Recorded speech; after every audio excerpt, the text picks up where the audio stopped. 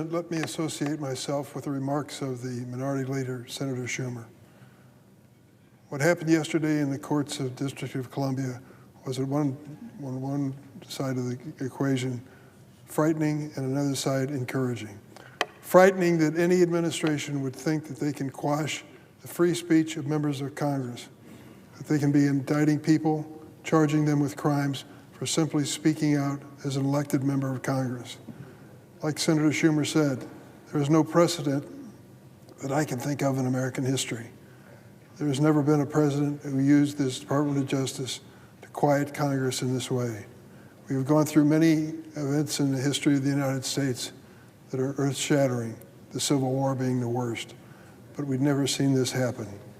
The fact that the grand jury of residents of the District of Columbia stood up and rejected this indictment of two senators and several members of the House is proof positive that people still understand the basic values of our Constitution. And one of them is our freedom of expression, the freedom to speak, the freedom to express our point of view. They stood up yesterday in an extraordinary fashion. Why did it ever reach this point that the U.S. Attorney for the District of Columbia tried to quiet members of Congress because of the objection of the administration to what they were saying? This was a test, but I hope it was the last test. But we shouldn't be so naive as to believe it is. It is up to us, Democrats and Republicans, for good of this Constitution and the value of the good of the Congress and the value of the Constitution, to stand behind those members who are exercising their rights as elected members of the Congress. Mr. President, 2 weeks ago, in another event which is worth noting, the FBI descended on Fulton County, Georgia, to seize hundreds of thousands of ballots from the 2020 presidential election. Reports indicate President Trump personally ordered the Director of National Intelligence, Tulsi Gabbard, a prominent 2020 election denier, to go to Georgia for the raid. The president then spoke directly to the FBI agents who conducted the raid. To state the obvious, it is completely inappropriate for the president and the Director of National Intelligence to be personally involved in a domestic criminal investigation. But Attorney General Pam Bondi has allowed the president to weaponize her department and federal law enforcement to pursue his personal and political goals. Why did they target Fulton County? It's notorious, because this jurisdiction has been at the center of President Trump's false and baseless claims concerning so-called fraud in the 2020 election, an election he still refuses to acknowledge and concede. I remember well that recorded conversation on the telephone between the President of the United States, Donald Trump, and the Georgia Secretary of State. It was in early 2021, and President Trump directed the Georgia Secretary of State to, quote, find, close quote, the 11,780 votes he needed to swing the election his way. He said it. Those were his words, his voice.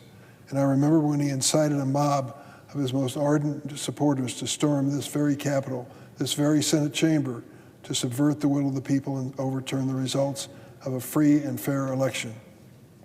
He failed, but now his end game for 2026 has become clear. He's working to rewrite the rules of the game and to rig the system to ensure he maintains his grip on power beyond the reach of the American people in a free and fair election. Don't believe me? Think about the past. Last year, in the spirit of his order to Georgia officials to find 11,780 votes, President Trump demanded that the state of Texas find him 5 more congressional seats before voters headed to the polls this coming November. Donald Trump demanded Republicans in the Texas legislature gerrymander 5 red seats in a redistricting scheme so he could cut his losses, literally, and hold on to the House after the upcoming midterm. In the meantime, the administration has deployed thousands of immigration enforcement agents to cities like Minneapolis and Chicago, cities and states that did not vote for President Trump. I never thought I'd witness an America where masked federal agents in military tactical gear violently arrest innocent Americans because of the color of their skin, the so-called Kavanaugh stops. An American where citizens like Chicagoan Miramar Martinez can be shot, 5 times by federal agents with impunity, be branded falsely as a domestic terrorist. Thankfully, unlike Renee Good, Alex Petty, and Silveria Villegas Gonzalez, Ms. Martinez survived and testified 2 weeks ago. And DHS has directed immigration agents to crash down the doors of our private homes to arrest people without any judicial warrant, in blatant disregard to the clear language of the Fourth Amendment. In the wake of this immigration enforcement surge and the ensuing chaos, Attorney General Bondi had the nerve in a letter to Minnesota Governor Tim Walz to offer him a reprieve. All he had to do was to turn over the voter files in his state. Thankfully, he refused. An attorney from the state described it as, quote, a ransom note from the Attorney General. If you're Donald Trump, you want these voter rolls to push unwarranted purgers and disenfranchised voters, especially voters who aren't likely to support you in the next election. In fact, the Justice Department has now sued dozens of states for their voter rolls. All of this is textbook authoritarianism, vintage fascism, and I fear the President of the United States is working to rig the system to ensure that Republicans never lose another election. Has that thought crossed their mind? Listen to what Trump ally Steve Bannon said last week. We're going to have ICE surround the polling places. We'll never again allow an election to be stolen. You heard that right. Donald Trump and his allies want to deploy militarized agents to polling locations to intimidate and deter Americans from actually voting. In deploying ICE and attempting to deploy the National Guard, Trump has already established a precedent for paramilitary force that answers only to him patrolling our streets. Last week, Trump said the quiet part out loud. Here's what he said. The Republicans should say, we want to take over. We should take over the voting in at least 15 places. The Republicans ought to nationalize voting. Those are the words of Donald Trump.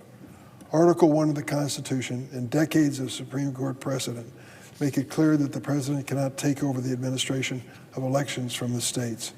I'm old enough to remember when Republicans actually cared about the Constitution and the concept of federalism. Imagine for a moment if Barack Obama or Joe Biden had called for nationalizing an election and told federal agents they could raid private homes without judicial warrants and approval. The president's aims are clear.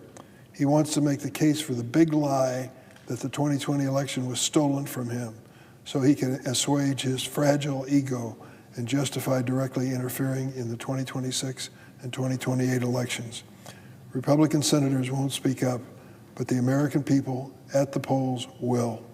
In the streets of Minneapolis and Chicago and in the halls of the U.S. Capitol, we hear their voices.